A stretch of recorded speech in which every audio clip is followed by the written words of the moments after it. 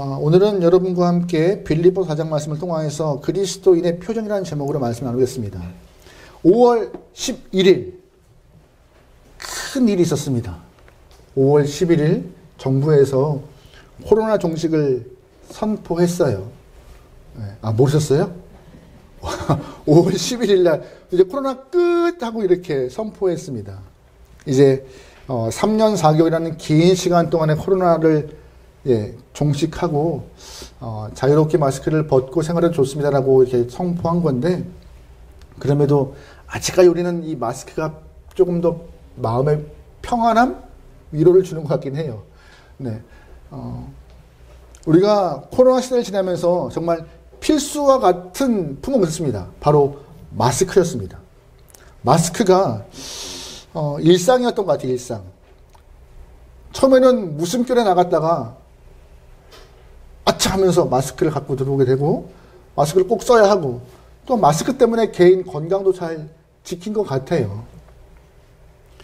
근데 마스크 때문에 생긴 안 좋은 점도 많아요. 그 중에 하나가, 이게 좀 농담이지만, 마귀꾼이라는, 맞나? 마귀꾼? 마귀꾼이 있어요. 뭔지 아세요? 마스크를 쓰니까는요, 사람의 얼굴을 잘 못 알아보는 거예요. 눈만 보이지 입을 모르니까는, 그리고 또 눈만 화장을 열심히 하셔서 이쁜 여성분들이 많다고. 마스크를 벗기면은 놀랄 만큼 놀랄 상황이 많다고 해서 마귀꾼이라는 표현이 등장됐어요. 그래서 여성분들도 화장을 3년 4개월 동안 눈만 집중적으로 했다고. 이 안은 땀나니까 할 필요 없고, 그런 얘기를 많이 듣기도 했어요. 또한 다른 부작용도 있다고 해요. 피부 트러블, 또한 오랫동안 마스크 쓰기 때문에 두통도 발생하고, 전문가들이 얘기했다면은 아이들의 발육도 이 마스크 때문에 조금 저해가 되기도 하고, 언어 습관도 문제가 될 수 있다고 말하고 있습니다. 전문가들이 말하는 평이 좀 그래요. 또 하나, 저는 이건 제 개인적인 표현인데요. 마스크가 우리의 삶에 좀 안 좋은 영향을 끼치는 건 무엇인가? 바로 우리의 표정을 좀 뺏어간 것 같아요. 표정. 눈은 웃어요. 근데 입은 궁시렁궁시렁 거리는 것도 많고, 그죠? 눈은 가만히 있지만 입은 막 움직이면서 욕을 하는 경우도 많고, 아닌가요? 그래서 솔직히 이게 직장생활 하시는 분들, 상사에게 혼났을 때 얼굴로 다 드러낼 수는 없지만 입은 할 수 있지 않을까 해서, 저만 그렇다면은 어쨌든 마스크가 우리의 건강을 지키게 됐지만 또한 우리의 표정도 빼앗아가 버린 것 같은 생각이 좀 들어서 점점 얼굴이 많이 굳어지는 것 같아요. 웃는 표정을 좀 볼 수 없는 것 같고. 여러분 혹시 그 함석현 선생이 썼던 얼굴이라는 시 아세요? 얼굴이라는 시? 그 시 한번 잠깐 볼까요? 좀 길지만, 우리가 세상에 뭐 하려고 왔나? 얼굴 하나 보려고 왔지.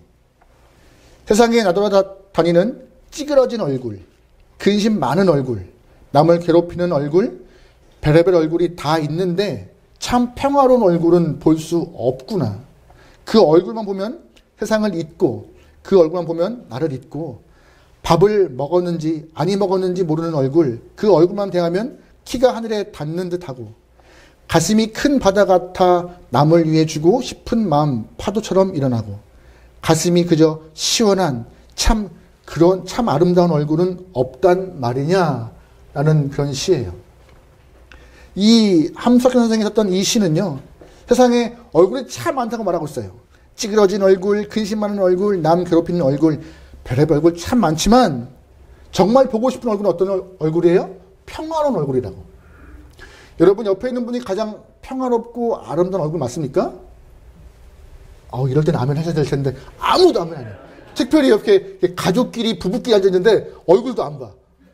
가슴이 막 원래 딱 이렇게 하면 다들 얼굴 보면서 부부끼리 평안하지, 사랑스럽지, 이쁘지라고 끄덕거리는 모습을 상상하는데 아무도 안 봐. 아무도 안 봐. 오히려 뭘 봐, 됐어 이러시는 것 같은데, 이 시에서 보면 이래요. 평화로운 얼굴 때문에 세상을 잊고, 평화로운 얼굴 때문에 주고 싶은 마음이 생기고, 평화로운 얼굴 때문에 가슴이 시원케 된다고. 저는 우리 함께하는 교회 많은 분들의 얼굴이 평화로운 얼굴이길 소망합니다. 하나님의 사랑 때문에 평화로워지고 기쁨이 넘치는 얼굴. 그래서 저 양반은 뭐 때문에 그렇게 기쁜가 좋은가 행복한가라는 것이 입으로 나 좋아, 나 기뻐 말하지 않아도 다 알 수 있는 그런 영혼. 여기에서 말하고 있는 그 평화롭고 신비로운 얼굴들이 다 여러분 얼굴 되어서 여러분 얼굴 자체가 그냥 하나님의 광고판 되길 소망해요. 그런 얼굴. 오늘 본문은요, 사도 바울이 빌립보 교회 성도들에게 세 가지를 권면하고 있어요. 4절 말씀에 항상 기뻐하라. 5절 말씀에 너희 관용을 알게 하라. 6절 말씀에 염려하지 말고 기도하라. 근데 이 세 가지가 저는 이 말씀을 묵상하면서 그리스도인들의 참 모습, 우리가 보여야 될 참 표정과 얼굴 같은 생각이 확 들었어요. 그래서 오늘 본문도, 오늘 설교 제목도 그리스도인의 표정이라고 했던 거예요. 잘 보시면 항상 기뻐하라 이 얘기는 나에게 하는 얘기예요. 나에게. 자신에게 내가 가져야 될 자세, 모습, 표현, 행동들. 또한 두 번째, 관용을 알게 하라. 이건 누구를 향한 얘기예요? 상대방을 향하여서. 공동체 안에서 상대방에게 내가 예수님의 얼굴과 표정을 갖고 관용을 알게 하는 것, 이거의 성도의 모습이다라고. 세 번째, 염려치 말고 기도하라는 누구를 향하는 향한 거예요? 하나님이요. 하나님과 관계 안에서 고백하고 간구하고 믿음으로 나가는 것, 그것이 성도의 모습 표정 아닌가라고. 이 반대를 한번 떠올려 보세요. 나에게 항상 뭘 기뻐해 네가 뭐 잘났다고 하면서 스스로 자존감 낮은 슬퍼하는 모습의 삶을 살고 있다면, 아니면 상대방에게 까칠고 날카로운 모습으로 쏴대고 있다면, 또한 기도하지 않는 성도의 모습이라면 그가 참 그리스도인의 모습일까 한번 반문해 볼 수 있는 본문인 것 같습니다. 이 본문을 통하여서 우리가 갖춰야 될 우리의 모습, 표정, 자세, 그런 것들을 잘 꾸려나가기 소망합니다. 첫 번째 본문은 말합니다. 바울은 가장 먼저 그리스도인들은 항상 기뻐하는 사람이다 라고 말하고 있어요. 4절 말씀 같이 읽어볼게요. 시작. 주 안에서 항상 기뻐하라. 내가 다시 말하노니 기뻐하라. 아멘. 빌립보서 교회 성도를 향해 말합니다. 기뻐하라고요. 근데 한 번 더 같은 말을 강조해요. 다시 말하노니 기뻐하라. 왜 바울은 두 번이나 이 짧은 구절에서 기쁨을 두 번 얘기했을까요? 그만큼 성도에게 기쁨은 필요한 거고 중요한 거고 꼭 가져야 될 생활의 모습인지라 기뻐하라 말하고 있는 것이에요. 예수 믿고 죄사함 받아 새 생명 얻었는데 어떻게 안 기뻐할 수 있어? 예수 믿고 내 삶이 바뀌었는데 어떻게 안 기쁠 수가 있어? 예수 믿고 내 삶이 천국에 대한 소망이 있고 하늘에 대한 보화가 있는데 어떻게 안 기쁠 수가 있어? 라고 말하고 있는 것이 바울의 이야기입니다. 신앙인이 기뻐하는 존재라고 말하고 있는 것이에요. 신앙인은. 기독교 신앙 안에는요, 이 세상이 모르는 독특한 기쁨이 있어요. 그 기쁨이 얼마나 큰지 예수님 또한 그 기쁨을 강조하시면서 말씀하시는데요. 요한복음 15장 말씀에 이런 표현이 있습니다. 같이 읽어볼게요. 시작. 내가 이것을 너희에게 이름은 내 기쁨이 너희 안에 있어 너희 기쁨을 충만하게. 아멘. 예수의 기쁨을 우리에게 주어서 우리 또한 그 기쁨을 많이 누리게 원한다는 마음으로 예수님 말씀하십니다. 요한복음 10장 말씀도 같은 비슷한 표현이 있습니다. 한 번 더 볼게요. 같이 읽어요. 시작. 지금은 너희가 근심하나 내가 다시 너희를 보리니 너희 마음이 기쁠 것이요 너희의 기쁨을. 하늘의 기쁨 경험하는 자, 그 기쁨 뺏을 자가 있다 없다? 없다라고. 그만큼 큰 기쁨이 하늘에서 성도에게 허락하였다고 말씀하고 있는 것입니다. 여러분 그 기쁨 갖고 계십니까? 갖고 계셔야 합니다. 그래야 성도가 가져야 될 기본 소양인 것이에요. 성도는 그래서 기본적으로 비실비실 웃는 사람인 거예요. 이유 없이 좋고 이유 없이 행복하고 이유 없이 만족하고. 누구 때문에? 예수님 때문에. 예수님 때문에. 날 위한 그 사랑 때문에 기뻐하는 자가 바로 성도인 것입니다. 베드로도 같은 말 하고 있어요. 베드로전서 1장 말씀이에요. 예수를 너희가 보지 못하였으나 사랑하는도다. 이제도 보지 못하나 믿고 말할 수 없는 영광스러운 즐거움에 기뻐하니. 말할 수 없는 영광에 그 기쁨으로 참여하는 베드로의 모습을 보게 되는 것입니다. 기쁨이 없으면요, 신앙생활에 낙이 없는 것이고, 기쁨이 없으면 신앙생활에 이유가 없는 거예요. 4절 말씀을 보면은요, 두 가지만 언급하고 있어요. 항상, 또한 주 안에서. 이게 포인트예요. 기뻐하는데 어떻게 기뻐해요? 항상. 여러분 질문 드려보죠. 365일 1년 내내 기뻐할 수 있어요? 없어요? 없어요. 없어요. 불가능해요. 목사님, 그런 사람 어디 있어요? 어떻게 1년 내내 기뻐할 수가 있어요? 말하고 있지만 바울은 그렇게 해야 한다라고 말하고 있어요. 무슨 뜻이에요? 우리의 삶에 언제나 기쁜 일이 생기면 기뻐해요. 맞죠? 슬픈 일이 생기면 슬퍼해요. 짜증나고 기분 나쁘면은 짜증을 내요. 그게 우리의 삶이에요. 그런데 그것이 맞느냐라고 바울은 물음표하고 있는 것이에요. 상황 때문에, 형편 때문에 내 감정과 우리의 마음이 바뀌는 것이 옳은 것인가? 우리는 예수님 때문에 항상 기뻐할 수 있다고 말하고 있는 것입니다. 가능하다라고. 누구 때문에? 예수 안에서 그것이. 항상 기뻐함이 어떻게 목사님 가능해요? 저도 힘들어요 라고 말할 수 있겠지만 중요한 것은 바울은 너의 의지와 상황이 바뀌지 않지만 예수 안에서 그것은 가능하다라고 말하고 있는 것인데 그 이유를 말씀드려 볼게요. 오늘 본문에 기뻐하라 라는 이 단어가 헬라어로 카이레테라는 말이에요. 카이레테. 무슨 뜻이냐? 능동적으로 기뻐라는 것이에요. 능동적으로. 무슨 뜻이에요 이게? 능동적으로. 우리 삶에는 모든 것이 공존해요. 기쁜 일도 공존하고 나쁜 일도 공존하고 슬픈 일도 공존하고 좋은 일도 공존해요. 근데 우리가 고를 수가 있는 거예요. 어떤 것을? 기쁘고 즐겁고 행복함을. 골라서 내 삶에 하나님의 기쁨을 또한 주신 기쁨을 즐거움을 누리며 살 수 있는 것이 성도의 모습이라고. 일반적으로 많은 사람들은 내 상황대로 기쁘지 않으면 기쁘지 않은 것을 다 티가 내려고 짜증내면은 다 짜증을 내고 슬픔은 슬픔을 내지만 성도는 취사하여서 선택하여서 능동적 기쁨을 누릴 수 있는 그래야 한다라고. 그래서 365일 주 안에 영혼들은 기뻐할 수 있다라고. 하나님 나 기뻐할래요. 기뻐하기 원합니다. 기뻐하고 싶어요라고. 그렇게 기쁨을 만들어서 무장하는 영혼이 주 앞에 바로 선 건강한 성도라고 본문은 말하고 있으며 그렇게 해야 한다고 말하고 있습니다. 기쁨의 조건은 외부 조건이 아니에요. 내가 누구와 함께 있으니? 예수 때문에 예수와 함께 있으니 주 안에 있으니 기뻐할 수 있다. 취사하여서 기뻐할 수 있다. 어떤 상황이 있더라도 예수님 때문에 내 안에 기뻐할 수 있다. 오늘 본문에 바울이 그래요. 바울 지금 어디에 있어요? 노년에 감옥에 있어요. 감옥에.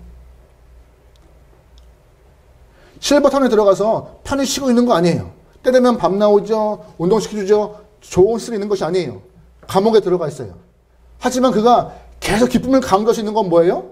나 힘들어. 너희가 보기에 힘들고 열악한 감옥이지만 기쁨을 잃어버릴 수가 없어. 왜? 누구 때문에? 예수 때문에. 되더라. 능동적으로 취하해서 기쁨을 얻을 수 있더라. 내 상황이, 내 현실이, 내 형편이 기뻐할 수 없는 일이지만 누구 때문에 기뻐할 수 있다? 예수 때문에. 바울은 그렇게 하고 싶은 거예요. 여러분의 삶이 기쁨으로 무장 교란하는데 예수님 때문에 기뻐하시고 예수님 때문에 행복할 수 있기를 소망합니다. 그것이 성도의 첫 번째 얼굴에 비춰야 될 모습이고 무장해야 될 자세인 거예요. 기쁨이요. 기쁨. 두 번째, 바울은 말합니다. 그리스도인의 삶은 관용을 보여야 하는 태도와 표정이 필요하다고요. 뭘 보여요? 관용이요. 5절 말씀 읽어보겠습니다. 5절입니다. 시작. 너희 관용을 모든 사람에게 알게 하라. 아멘. 질문 드려보죠. 여러분, 관용, 이게 뭐예요? 관용. 뭘 물어요? 그냥 관용이지. 맞아요. 관용이 그냥 관용이죠. 근데 이걸 좀 찾아보면은요, 남의 잘못을 너그럽게 용서하는 마음, 그게 관용이래요. 관용. 근데 오늘 본문에서 이 헬라어로 번역된 이 단어가 관용인데 조금 마음이 아파요. 좀 아쉬운 번역이었어요. 헬라어로 번역된 이 관용이라는 표현이 원래 에피에스케라는 단어인데 단어가 좀 어려운 말이에요. 우리나라 말로 바꾸기 힘든 말이라서 그냥 관용이라고 한 말이지 원래 본 뜻은 옳은 일보다 더 큰 것이라고 말하고 있는 것이에요. 옳은 것보다 더 큰 것. 옳은 것보다 더 큰 것. 잘 기억하세요. 본문의 관용은 옳은 것보다 더 큰 것. 우리는 일상에서 옳은 것들을 많이 얘기하려고 해요. 우리는 살면서 옳은 것도 있고 그런 것도 있는데 옳은 것을 중심에서 많이 말하고 있습니다. 옳은 것들을 따르고 옳은 것들을 선포하고 옳은 것들을 기준 삼아서 말하죠. 근데 여러분 옳은 것들을 막 얘기할 때마다 그 옳은 것들 때문에 사람들의 마음을 얻을 수 있어요? 가끔씩은 그 옳은 것이 상대방의 마음에 상처를 주거나 아프게 되기도 해요. 내가 안다고 다 말하는 순간, 내가 보았다고 다 말하는 순간 그런 것들이 옳다라고 말할 수 있겠지만 그 옳은 것이 오히려 나에게 뭐가 되기도 해요? 상대방에게 상처와 아픔과 깊은 마음에 생채기를 내기도 해요. 그래서 바른보다 옳음보다 더 높은 것을 갖고 얘기하는 것, 그것이 바로 사랑과 용서와 이해로 내 마음을 드러내는 것, 그것이 바로 오늘 본문의 관용이라고 말하고 있어요. 옳음과 그름에서 옳음 중요하죠. 옳음이 우리의 삶을 이끌어가요. 하지만 옳음이 다 답은 아니에요. 옳음이 다 옳음 위에 있는 사랑과 용서와 이해와 베풀 수 있는 그 마음이 그리스도인의 기본 성품이라고, 그게 얼굴에 드러나는 표정이라고 말하고 있는 것입니다. 이한규 목사님께서 상처는 인생의 보물도라는 책에서 나오는 글인데요. 잠깐 인용해 보았습니다. 어느 한 교회에서 가족 찬양 대회를 했대요. 김 집사님 가정에서 모두 나와서 찬양을 하는데 김 집사님이 찬양을 부르다가 실수를 한 거예요. 가사 실수를. 좀 멋지게 부르고 싶어서 딱 악보도 안 보고 딱 나서 불렀는데 너무나 크게 가사를 빵 틀린 거예요. 독창하는 것과 같이. 성도님들이 키득키득거리고 웃기 시작했습니다. 앞에서 찬양 부르시는 김 집사님은 얼굴이 빨개지면서 다른 가족들이 왜 틀려 그걸 하는 그런 눈빛이 막 묘함들 있잖아요. 그리고 들어가셨대요. 그 다음 순서가 담임 목사님 순서가 되었는데 담임 목사님 가정들이 이렇게 나와서 찬양을 하는데 담임 목사님도 찬양을 멋지게 부르시는 과정 가운데 가사를 크게 틀리시는 거예요. 많은 성도가 키득키득 거리면서 아니 목사님이 어떻게 찬양을 틀려 가사를 맨날 반복하는 일이 그건데 키득키득 거리시는 거예요. 그리고 얼마 안 있다가 목사님이 사고로 돌아가시는 일이 있었다고 합니다. 안타깝죠. 목사님이 이제 습관상 매일 이렇게 일기를 쓰시는데 목사님의 유품을 정리하다가 일기장을 보다가 그날 찬양대회를 했던 그날의 일기를 좀 보게 되었대요. 이런 편이 있다고 합니다. 김 집사가 찬양을 부르다가 실수를 했다. 가사 틀렸다. 교인들이 다 웃었는데 김 집사가 너무 무안해 하는 마음이 나를 슬프게 했다. 나는 일부러 틀렸다. 다시 교인들이 낄낄대며 웃었다. 그때 슬쩍 김 집사를 바라보니 목사님도 틀렸네 하면서 안도를 하고 있었다. 나는 오늘 그 작은 일을 통하여서 한 사람을 위로할 수 있었다. 기쁘다. 보니까는 일부러 틀리신 거예요, 목사님께서. 분명히 가사 틀렸어요. 사람들에게 비웃음을 줄 수 있는 상황이었고 키득키득 거릴 만한 놀림의 대상이 될 수 있는 상황이었음에도 불구하고 담임 목사님은 그 김집사의 마음을 헤아려서 일부러 틀림으로 모두가 다 그럴 수 있다라고 넘어가는 상황을 만드신 것이죠. 그게 관용이죠. 당신 틀렸어. 2절의 두 번째 마디에 그 가사 틀렸어. 저도요, 틀리는 거 굉장히 많잖아요. 찬양팀들과 같이 연습하지만 틀릴 때가 부지기수예요. 가사 틀리고 음정 놓치고 박자 놓치고 어느 때는 얼굴을 못 들 만큼 틀릴 때도 있어요. 근데 우리의 맞고 틀림은 하나님도 아무 말씀 안 하세요. 맞고 틀림이 옳은가? 오히려 서로가 맞고 틀림 더 높은 것을 갖고 지향하는 것이 성도의 모습이 필요한 것이 같아요. 우리 공동체 안에서. 당신 틀렸어. 맞았어. 이거보다 우리 안에 용서와 사랑과 포용함이 더 필요한 모습이 아닌가. 본문 2절 말씀에 우리 본문 2절 말씀 같이 볼까요? 오늘 앞에는 없어요. 말씀 2절 말씀 보겠습니다. 시작. 내가 유아 권고하고 순두개를 권하노니 아멘. 유오디아와 순두개 빌립보 교회 안에서 두 명의 여인들이 큰일 했던 것 같습니다. 근데 같은 마음을 못 품었던 것 같아요. 서로가 네가 옳으니 내가 옳으니 이 일이 먼저니 나중이니 싸운 것 같아요. 그 모습이 옳은가? 교회 안에서 무엇이 앞서든 무엇이 뒤든 다 주님을 위한 일이라면 괜찮다라는 거예요. 그럼 뭐가 필요한 거예요? 옳고 그름이 아니라 뭐가 필요하다? 6절 말씀에 5절 말씀에 너희에게 관용이 있음을, 옳고 그름을 넘어서 이해와 납득과 용납과 사랑의 마음이 필요하다. 그것이 뭐라고 본문에서는 관용이라고 말하고 있는 것이고요. 우리 안에 관용이 있습니까? 혹시 잣대를 딱 대면서 저거는 맞아 틀려라고 하는 일 있지 않습니까? 어제 오랜만에 물레동을 지나는 일이 있었어요. 제가 너무나 좋아하는 국수집이 하나 있거든요. 물레동에. 제주 올레국수집인데요. 아시는 분은 아시겠지만 정말 맛있습니다. 제주도보다 훨씬 맛있어요. 광고하자면 가게 주인께서 12시간 동안 국물을 만들어내시는 정말 그런 좁아요. 저희 교회 이 본당 4분의 1만 할 거예요 아마. 좁아요. 테러밖에 안 돼. 근데 거기는 항상 줄 서 있어요. 항상. 교회를 사임하고 나서 6년 동안 한 번도 못 갔는데 6년 만에 어제 처음 간 거예요. 너무 떨리는 마음에. 숟가락 너무 맛있더라고요. 또 밀가루를 너무 좋아하는데 그 밀가루가 너무 입이 쩍쩍 붙더라고요. 네. 저희 안 사람이 좀 양이 좀 많아서 저한테 더 먹으라고 하는데 됐어 하면서 제가 그때 됐어 하면서 이렇게 그릇을 쭉 밀고 있으면 너무 좋더라고요. 진짜.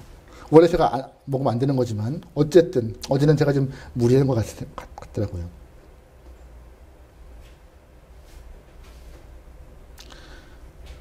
오랜만에 가서 먹는 음식이 저한테 참 행복감이었는데 더 큰 저한테 행복감은 무엇이냐? 그 교회 앞에 그 음식점 앞에 한 교회가 있어요. 그 교회는 제가 부교육자 7년 사역하면서 한 번도 안 싸운 날이 없었던 교회.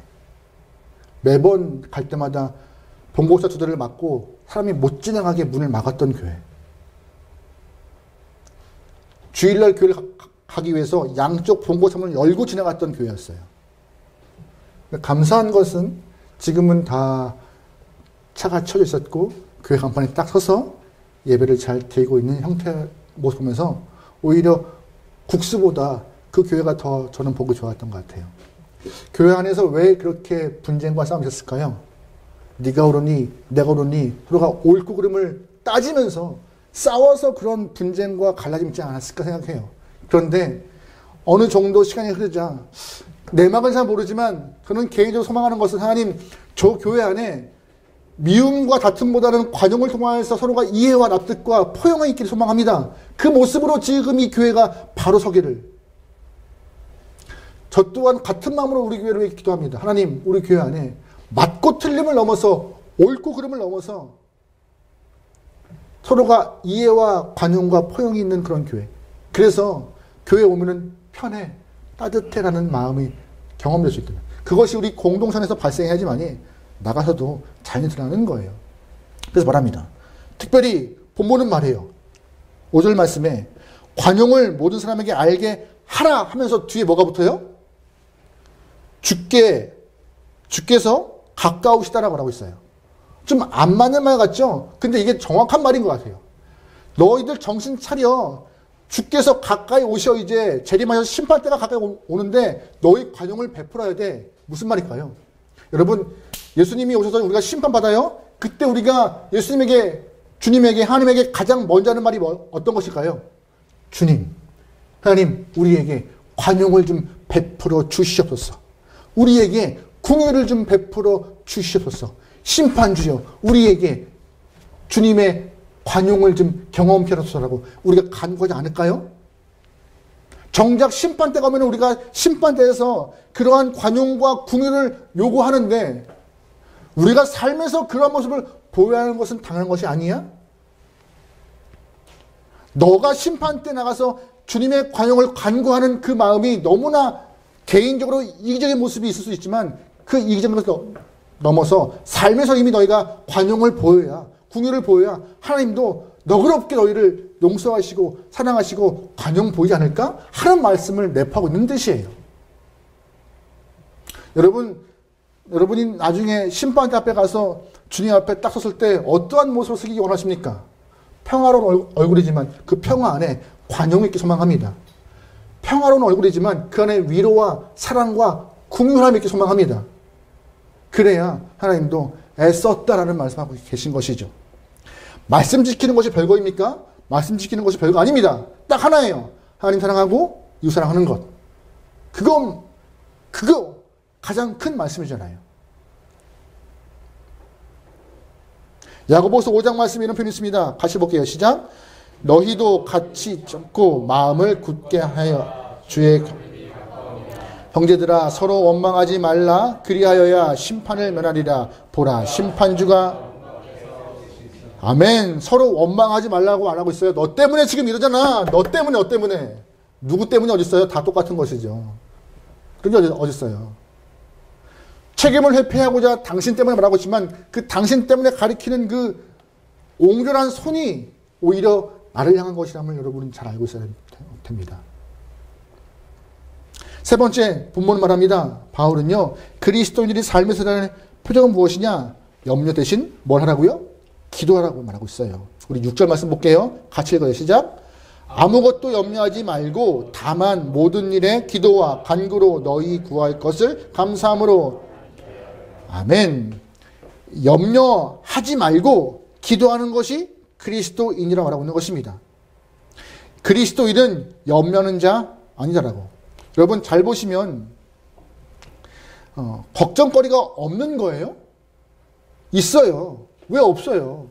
삶에 문제가 많이 있고 해결해야 될 상황이 많은데 왜 염려가 안 생겨요? 하지만 그 염려를 너가 일부러 끄집어낼 필요가 없다. 왜? 염려를 내가 통제할 수 없으니까는요. 우리의 삶에 염려가 되는 일을 만들고 싶은 사람은 하나도 없어요. 그래서 자꾸 생겨요. 하나 해결하면 또 생기고 하나 해결하면 또 생기고 염려가 끝이 없어요. 그러면 염려는 내가 통제할 수 있다 없다? 없다. 내가 통제할 수 있는 없는 일에 목숨 걸지 말고 오히려 기도하여서 통제하시는 분의 삶을 따라가는 것이 더 낫지 않는가라고 삶을 말하고 있는 것입니다. 굳이 해도 안 되는 건데 굳이 해도 오히려 기도함으로써 염려하지 않고 기도함으로써 하나님이 해결하시는 것을 우리가 경험할 수 있는데 왜 굳이 염려해라고 말하고 있는 것이죠. 염려를 다스리지 마시고 기도를 통하여서 여러분 삶이 회복되기 소망합니다. 주 앞에 더 가까이 소망합니다. 본문을 보면요 이런 표현이 있습니다. 감사함으로 아뢰라라고요. 하나님이 우리의 삶에 감사함을 것을 허락하시는 거예요. 또 주실 것을 믿고 기도하는 것입니다. 여러분 잘 보세요. 우리 7절 말씀 볼게요. 7절 말씀 시작. 그리하면 모든 지각에 뛰어난 하나님의 평강이 아멘. 잘 보시면 내가 염려하지 않고 기도했습니다. 그러면 기도했으니까 다 기도의 응답이 되어서 다 해결되었다 될 것이다. 기도한 거 똑같이 응답될 거라고 다 되어 있나요? 그런 말 하나도 없어요. 무슨 말이에요? 기도해도 걱정거리와 근심은 없어지지 않을 수 있다. 하지만 하나님은 뭘 지키신다? 너희의 생각이요. 생각 때문에 더 힘들어지고 생각 때문에 더 아파하고 생각 때문에 내 삶이 더욱더 힘들어지는데 그 힘듦을 하나님이 이겨내게 하신다. 아, 이길 수 있는 부분이야. 견딜 수 있는 부분이야. 해결할 수 있는 부분이야. 나는 안 되지만 주님 때문에 내 안에 살아갈 소망과 위로가 있어서 이 삶이 그래도 살만해 라는 생각을 바꾸신다고요. 또한 정작 기도할 때 주님이 또 허락하시는 은혜가 있겠죠. 그래서 기도는요 하는 순간 득이에요. 득이요. 득. 응답이 없어도 내 생각을 지키시는 주님 때문에 내가 바로 설 수 있고, 기도하면 또 알맞은 때 알맞은 것으로 응답받을 수 있고, 기도해서 손해보시는 분 한 분도 없어요. 근데 죄송합니다. 지지리도 기도 안 해요. 진짜 기도 안 해요. 우리의 삶에서 기도는요, 밥 먹을 때 하루 3끼, 아니 2끼 드시면 딱 2번, 그 다 해요. 그것도 1분도 못 해.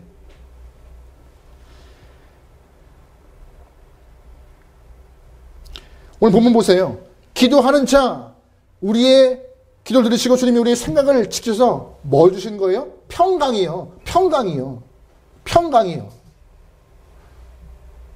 상황은 바뀌지 않더라도 내 삶에 살아갈 소망과 힘을 주셔서 평안을 허락하시는 것이 주님의 기도의 응답이신 것입니다. 그런데 진짜 기도 안 해요.